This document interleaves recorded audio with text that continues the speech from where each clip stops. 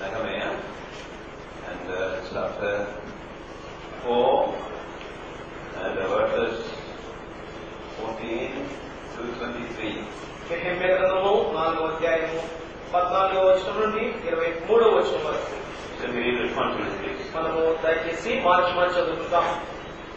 అంతటి నేను లేచి చూచి ప్రధానులతోనూ అధికారులతోనూ జనులతోనూ వారికి మీరు భయపడి మహాగణులను భయంకరులను యెహోవాను జ్ఞాపకం చేసుకుని మీ సహోదర పక్షముగాను మీ కుమారుల పక్షముగాను మీ కుమార్తెల పక్షముగాను మీ భార్య పక్షముగాను మీ నివాసం మీకున్నట్లు యుద్ధం చేయండి అంటే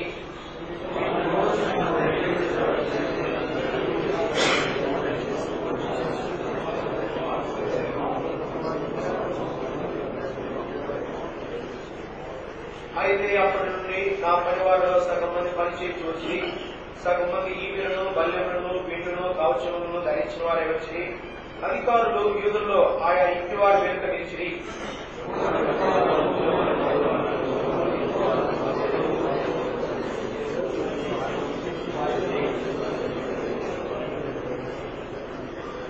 మరియు కట్టువారిలో ఒక్కొక్కడు తన కత్తిని నడుములకు చూపించుకుని గోడ కట్టుచూ వచ్చెను. బాగా ఊరువాడు నా యొక్క నిలిచెను.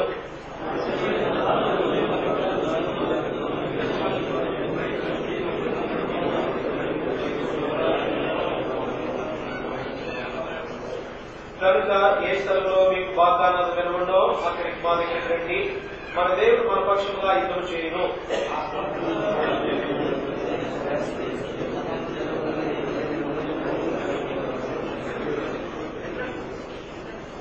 మరియు ఆ కాలమందు నేను జనులతో ప్రతివాడు తన పనివారితో కూడా యెరూషలేములో బస చేయవలను. అప్పుడు వారు రాత్రి మాకు కాపుగాళ్ళు పగలు పనిచేయదని చెప్పింది.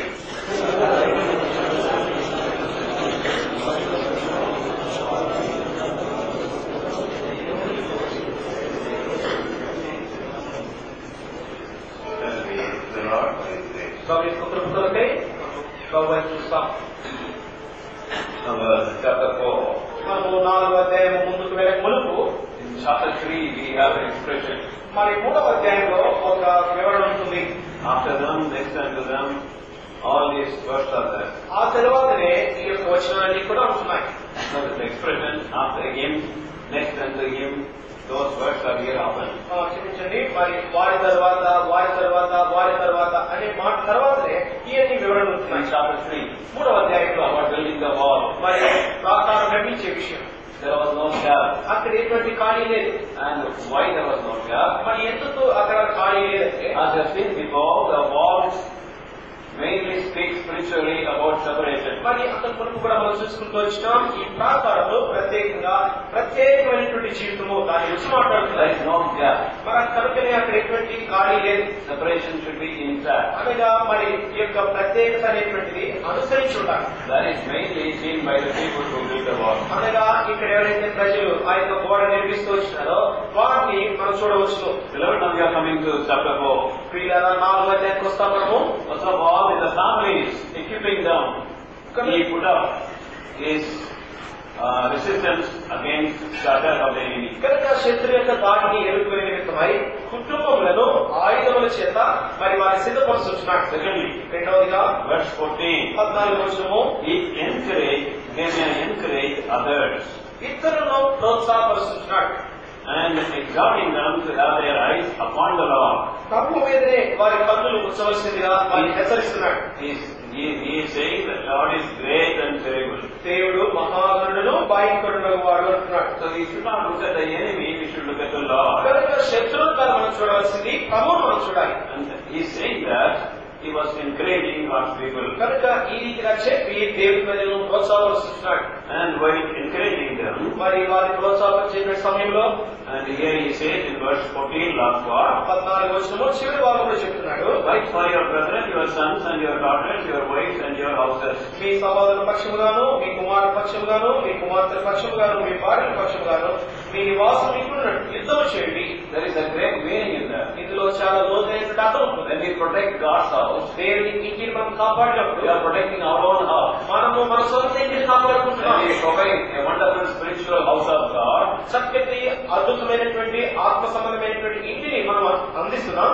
the next generation of our they are also protected. మన తర్వాత రానైనటువంటి మనలో మనలో వారు కూడా భద్రపరచబడుతున్నారు. You and I have seen wonderful days when Bhagat Singh was here, and some of us had the privilege to be in the ministry. మరి మనం కూడా కొంచెం చూస్తూ వచ్చినాం. సోదరు భగత్ సింగ్ అనేటువంటి దినముల్లో ఆయనతో కలిసి పరిచర్యలో ఉన్నటువంటి దినాలు మనం చూస్తూ వచ్చినాం. And we have seen so many things. అనేక సంగతులను చూస్తూ వచ్చినాం. The next generation, అయితే తర్వాత తరము they would not have seen anything వారు ఎప్పుడు చూడలేకపోయారు. unless we leave a spiritual church. మనము ఆత్మ సంబంధమైనటువంటి సంఘాన్ని విడిచిపెడితే తప్ప Where they will go to satisfy their own spiritual hunger, spiritual thirst. వారు తమ ఆత్మీయ ఆకలిని, వారు తమ ఆత్మీయ దాహాన్ని తీర్చుకోవడానికి వారు ఎక్కడికి వెళ్తారు. Deliberately, some of our great burden and fears, many times we keep before the Lord that our future generation should have a better church than us. కనుక ప్రియులారా, అనేక సార్లు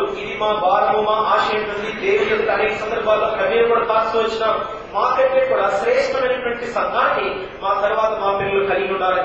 Seeing selfishness, seeing lack of harmony, lack of love, and so many things abounding, we feel like going away, but we cannot go away because we want to leave for the next generation a wonderful spiritual church. కనుక ఐక్యత లేనటువంటి పరిస్థితులు, అనేకతో కూడినటువంటి పరిస్థితులు ఇవన్నీ చూసిన ద్వారా అన్ని పారిపోయినట్టుగా అనిపిస్తుంది. కానీ అలా కాదు. కానీ మనం తర్వాత బలమైనటువంటి ఆత్మీయమైనటువంటి సంఘాన్ని మనం విడిచిపెట్టాలి.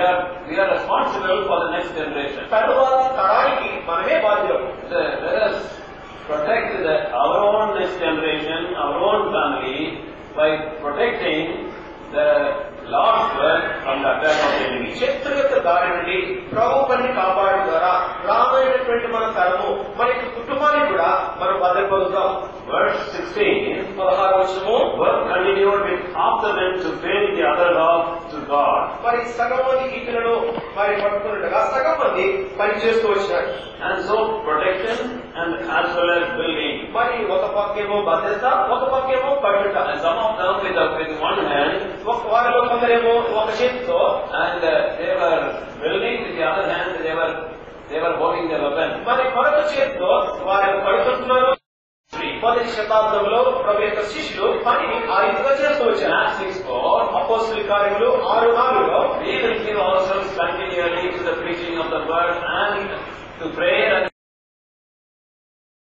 మరి ప్రార్థన చేయకును మమ్మల్ని మేము అప్పగించుకుంటామంటారు. prayer and preaching. ఇక్కడ అంటున్నారు ప్రార్థన కొరకును వాక్య పరిచర్యను మేము ఎడతెగక ఇవ్వమంటున్నారు. God's word order is important. చూడండి, దేవుని యొక్క పరిణామ క్రమం కూడా ప్రాముఖ్యం. What comes first? ఇక్కడ ఏం ముందు వస్తుంది? Even when the apostles had meetings, అపోస్తలులు కూడా ఇక్కడికి కలిగి ఉన్నారు. that is, the first meeting was the prayer meeting, second meeting only preaching meeting. మరి మొట్టమొదటి కూడికేమో ప్రార్థన కూడిక, తర్వాత కూడికే బోధించేటువంటి. So prayer had superseded in those days their preaching. కనుక వారి యొక్క బోధ కంటే కూడా ప్రార్థన అనేటువంటిది ఉన్నతమైనటువంటి స్థాయిని ఆ దినంలో చేరుకున్నారు. Nowadays it is sad, in many churches there is not much prayer. మరి నేటి దినాల్లో ఎంతో విచారకరమైనటువంటి విషయము, అనేక సమాజాల్లో ఇటువంటి ప్రార్థన లేదు. Now we don't even ask people why you didn't come for prayer meeting. ప్రార్థన కూడికి ఎందుకు రాలేదని కూడా మనం ప్రజలను అడగం. The protection is as important as building. కనుక భద్రత అనేది కట్టడం ఎంత ప్రాముఖ్యమో భద్రత కూడా అంతే ముఖ్యం. Verse 20. 20వ వచనము, At the trumpet's call we have to gather in a place. 4:20 ఏ స్థలంలో మీ వాగ్దానాలు నిలబడడం అక్కడికి మా దగ్గరికి రండి, మన దేవుడు మన పక్షము యుద్ధం చేయండి. As the call comes to us to come together, we should take it serious. కనుక వాగ్దానాలు నిలబడగానే దగ్గరికి కూడి రావాలి, దాన్ని చాలా తీవ్రంగా ఎంచాలి. None of us are happy to leave everything and come here. మరి అన్నింటినీ విడిచిపెట్టి ఇక్కడికి రావడము మనలో ఎవరికి కూడా సంతోషం లేదు. And many of us, almost all of us, have important things to do. నిజంగా మనలో ప్రతి ఒక్కరికి దాదాపు అందరికీ చేయవలసినటువంటి ప్రాముఖ్యమైన పనులు ఉన్నాయి. We would rather remain there than coming here. మనము అక్కడ ఉండే దానికంటే కూడా ఇక్కడికి వచ్చినాము. But why we have come? కానీ ఎందుకు వచ్చాము మనము? That is really important in the sight of God to keep the enemy away. దేవుని దృష్టిలో శత్రువును దూరంగా ఉంచుట అనేది చాలా ప్రాముఖ్యమైనటువంటి విషయం. And verse 20, 20వ వచనం చదువుకుంటున్నాం. God shall fight for us. మన దేవుడు మన పక్షంగా యుద్ధము చేయను. Eyes upon God. కనుక మన కన్నులు ప్రభువు మీద ఉండాలి. And then we find in verse 23, 23వ వచనంలో చూస్తాం, Beloved, we are reading Nehemiah 4:23. ప్రియులారా, నెహెమ్యా గ్రంథము 4:23 చదువుతున్నాం. Neither I, nor my brethren, nor my servants, nor the none of the God which followed me, none of us put off our clothes, saying that everyone put them off for washing. ఇలాగ నేను కానీ, నా బంధువులు కానీ, నా పనివారు కానీ, నా వెంబడి ఉన్న పారావారు కానీ ముదుకొనడం తప్ప మరి దేనిని మా వస్త్రములో తీసివేయలేదు. Not only he was a preacher, కానీ ఆయన బోధించేవాడు మాత్రమే కాదు, he was a practicer. తాను క్రియాపూర్వకమైనటువంటి వ్యక్తి. Unless people see us as an example, they cannot do what we say. మనము క్రియాపూర్వకంగా చేస్తున్నామా లేదా అనేది ప్రాముఖ్యం. అది చూస్తేనే తప్ప ప్రజలు మనం ఏం చెప్తున్నామా చేయరు. Nehemiah said, let us build and let us also protect. మరి నెహెమ్యా చెప్తూ వచ్చాడు, కట్టుదం రండి, కాపాడడం రండి చెప్తూ వచ్చాడు. And he was telling others, ఇతరులతో చెప్తున్నాడు, half of you standing here and half of you build. సగం మంది ఇక్కడ నిలబడండి, సగం మంది కడుతురండి అని చెప్తున్నాడు. And the half should be ready with the weapons. కనుక సగం మంది ఆయుధాలు పట్టిన సిద్ధంగా ఉన్నారు. But he and his people, Nehemiah and his servants, అయితే నెహెమ్యా తన దాసులైనటువంటి వారు almost night and day they were in the work. దాదాపు రాత్రి పగలు కూడా దేవుడి పనిలో ఉంటున్నారు. And no other work. వేరే పని ఏది లేదు. For them, building of the wall is very important. వారి కొరకై ప్రాకారం కట్టడం చాలా ప్రాముఖ్యం. Why there is no revival? మరి Why there is no revival? ఎందుకు మనకి ఉద్యోగం లేదు? Why souls are not born again? ఎందుకు ఆత్మలు తిరిగి Why రక్షించబడ్డాయి? there is no power in the ministry? ఎందుకు పరిచర్యలో శక్తి లేదు? Why our words do not change people, transform people? ఎందుకు మన మాటలు ప్రజల జీవితాన్ని మార్చలేదు? Unless we think that what we are doing is the most important thing and that should be accomplished. కనుక మనం చేస్తున్న పని అతి ప్రాముఖ్యమైనటువంటి పని అని మనం గమనిస్తేనే తప్ప ఆ పని నెరవేరదు. And for Nehemiah, building and finishing the wall is more important than anything. Nehemiah కొరకై సంస్థ కూడా మరి అప్పగించడం ఎంతో ప్రాముఖ్యమైనది. And for him, God's things, God's work is of prime importance. తన కొరకై దేవుడి సంగతులు, దేవుడి పని అన్నిటికంటే ప్రాముఖ్యత ఇస్తున్నాడు. And Brother Baksing was praying. సోదరుడు బస్సి గారు ప్రార్థిస్తూ వచ్చినారు. And you know it already, you would have read it in books. మీరు కూడా మీకు You have తెలుసు. heard Brother Baksing preaching. మీరు కూడా చదివి ఉంటారు. సోదరు బస్సి గారు చెప్పినప్పుడు మీరు విని ఉంటారు.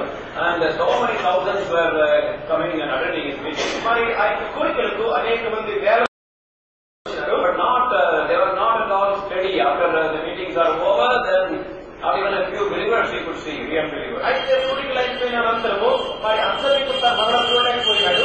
వారిలో కొద్ది మంది మాత్రం నిలిచినారు. So he prayed, తను ప్రార్థించాడు. Lord, is it preaching only my job, or I want to see about the welfare and growth of these born again people? ప్రభువా, నా పని ఏమిటి? కానీ మరి వాక్యం ప్రకటించమేనా, లేకపోతే ఈ ప్రజల యొక్క ఎదుగుదల, ఈ ప్రజలు కట్టే పని కూడా ఏమైనా ఉందా అని అడుగుతూ వచ్చాడు. God important to give birth to children, we have to also bring up the children. అయితే ప్రభుత్వంతో చెప్పింది ఏంటంటే పిల్లలను కంట మాత్రమే కాదు, పిల్లలను పైకి తీసుకురావాలి, పెంచాలి అని చెప్తూ వచ్చినాడు. And so now he was asking God, కనుకనే ప్రభు అడుగుతూ వచ్చినాడు, Lord, what do you want me to do? ప్రభు నన్ను ఏం చేయమంటావు? God didn't speak. ప్రభు ఏం మాట్లాడలేదు. One day, 1 week, many days. ఒక దినము, ఒక వారము, అనేక వారాలు. One day he said, ఒక దినం ప్రభు చెప్పాడు. one day Brother Baksing said, ఒక దినం బస్సీగా చెప్పాడు, Lord, please take from me anything. Take from me anything. ప్రభా నా యొక్క ఏమైనా తీసుకోండి. I'm willing to give any price. ప్రభా ఏ క్రయమైనా సరే నేను చెల్లించడానికి సిద్ధమే. But I want to do only thy will. అయితే ప్రభా నీ చిత్తమే నేను చేయాలని కోరుతున్నా. I don't want name, comfort, money, anything. ప్రభా నాకు పేరు, ప్రఖ్యాతి, సౌఖ్యము ఇదేది కూడా I don't want crowd. నాకు సమూహంలో Thy will, thy guidance. ప్రభా నీ చిత్తము, నీ నడిపింపు. After he prayed that, నా యొక్క ప్రార్థించిన తర్వాత in the passage he was reading, తాను చదువుతున్నటువంటి వాక్య భాగంలో God really spoke to him. దేవుడు నిజంగా ఆయన మాట్లాడుతూ, Behold, I will do marvels. ఇదిగో నేను అద్భుత క్రియలు చేశాను. And God was teaching him about church. దేవుడు సంఘాన్ని గురించి తనకి బోధిస్తూ వచ్చినాడు. Then after he started the church, ఆ తర్వాత సంఘాన్ని ప్రారంభించాడు. 30,000, 40,000 people crowd became 20 people. 30,000 మంది, 40,000 మంది ప్రజలు ఎంతైనారంటే 20-30 మంది అయిపోయారు. At that time, people thought the whole city became Christian. మరి ఆ దినాల్లో అనుకున్న ప్రజలు పట్టణమంతా కూడా క్రైస్తవ పట్టణం అయిపోతుంది. Like that, the Spirit of God was moving. ఆ రీతిగా దేవుని ఆత్మ సంచరిస్తూ వచ్చినాడు. After telling God, ఆ తర్వాత మరి ప్రభుత్వం చెప్పిన తర్వాత I will pay any price. అయితే ప్రభుత్వం చెప్పాడు, ఎంత క్రయమేమో చెల్లిస్తాను. God spoke to him to start about this living assembly. కనుక సజీవమైనటువంటి ఈ సమాజాన్ని మరి ప్రారంభించాలని ప్రభావితం చెప్పాడు.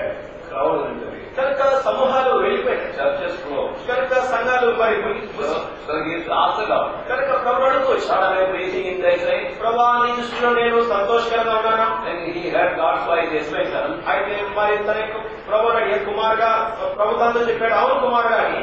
And then he used to be happy. అప్పుడే దేవుడు చెప్పిన తర్వాత సంతోషంగా ఉన్నాడు. And what is important is, ప్రాముఖ్యమైనది ఏమిటంటే for us, which is the most important thing in life? మన యొక్క జీవితంలో అన్నిటికంటే ప్రాముఖ్యమైనటువంటి విషయం ఏంటి? What is the first priority? అన్నిటికంటే ముఖ్యమైనటువంటి ప్రథమ స్థానం ఏంటి? That if we give it to the Lord and His work and His things and the things concerning Him, అది నీ జీవితంలో ప్రాముఖ్యమైనది ఏదుందో అది ప్రభు కొరకై, ప్రభు పని కొరకై నీవు కనుక you అర్పించినట్లయితే, are willing to put it on the altar. దాన్ని బలిపైన మీద పెట్టడానికి నువ్వు సిద్ధంగా ఉంటే, That is the day of revival. కనుక ఆ దినము ఉజ్జీవము. And what happened to the revival? మరి ఉజ్జీవానికి ఏమైంది? 30,000 people became 20 people. 30,000 మంది 20 మందికి వచ్చేసారు. It didn't stop there. అయితే అక్కడే నిలిచిపోలేదు. Today 10,000 assemblies are there throughout the whole world. మరి ప్రపంచవ్యాప్తంగా చూస్తే నేడు 10,000 సమాజాలు ఉన్నాయి. As far as I know, no individual has been used by the Lord in things. కనుక నాకు తెలిసినంత మటుకు దేవుడు ఏ పన్ను మరి ఏ ఇతర వ్యక్తిని కూడా అంతగా ప్రభు వాడుకోలేదు.